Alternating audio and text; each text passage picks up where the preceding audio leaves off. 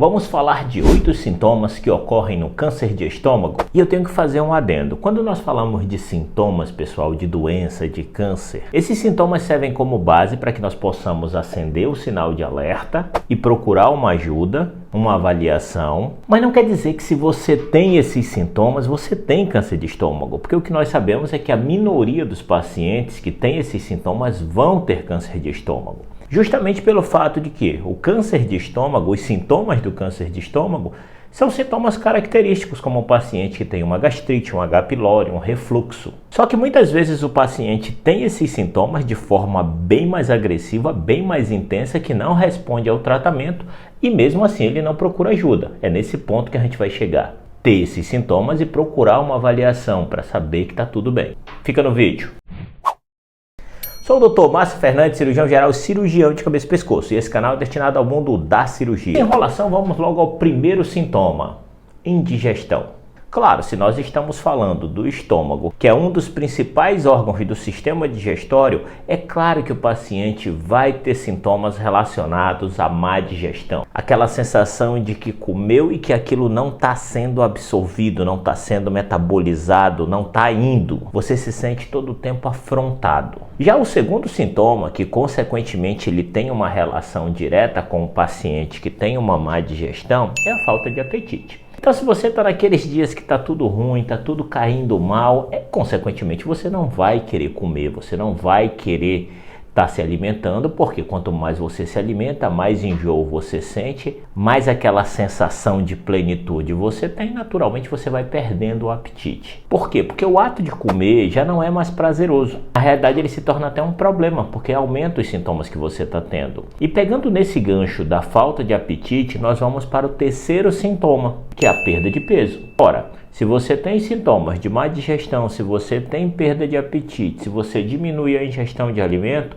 consequentemente você vai ter perda de peso. Mas quando a gente está falando de câncer, essa perda de peso ela não está só relacionada à diminuição da ingestão alimentar, mas ela também tem uma relação com o consumismo do câncer. Lógico, quando a gente está falando de cânceres mais avançados. E o câncer de estômago não é a única doença exclusiva que vai gerar perda de peso. Praticamente todos os cânceres que podem ocorrer no nosso corpo em estágio avançado vai gerar emagrecimento. O quarto sintoma é que isso também tem muita relação com a localização onde ocorre o câncer, é a dificuldade para engolir.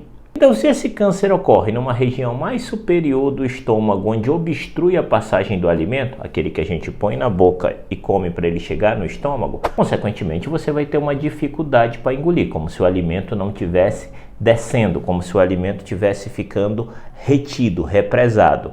Por quê? Porque o local que era para dar vazão não está mais ocorrendo por causa da obstrução que está ocorrendo lá embaixo. Consequentemente, você tem essa sensação. O quinto sintoma é aquela plenitude, aquele inchaço abdominal após as refeições. Sabe aquela situação que você come um pouquinho e parece que você comeu um boi? Você passa o dia afrontado com aquela plenitude, parece que acabou de comer, parece que aquele alimento não está indo embora. Ele persiste, parece que ele está a todo momento sendo digerido, e associado a isso a barriga do paciente distende. Claro, associado ao processo de má digestão, esse paciente não deixa de ter um processo inflamatório no estômago e vai fazer com que ele se sinta distendido, afrontado. O sexto sintoma, que é uma consequência de tudo isso que a gente falou, são as náuseas. Então, se você está se alimentando, se aquele alimento não está caindo bem, se você está se sentindo com má digestão, com plenitude, com baixa de apetite, é natural que todo esse processo dê enjoo. Você fique enjoado, com aquela sensação de querer vomitar.